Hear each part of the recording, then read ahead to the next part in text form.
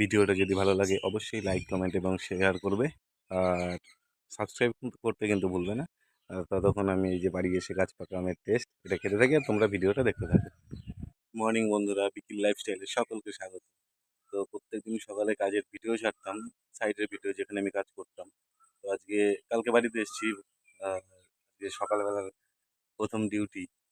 এই যে প্রথম ডিউটি বলতে আলু ভাজা আর হবে এই যে আলু আর পটলের তরকারি। এই আলু আর পটল আর দোকানে ডাটা কেটে দিয়েছি, জমিরই ডাটা, ঠিক আছে।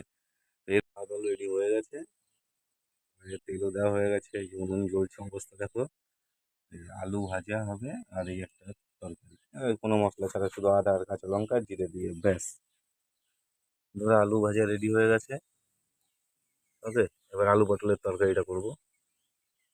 আর এই দেখো বন্ধুরা, আলু পটলের তরকারি রেডি। ঠিক আছে,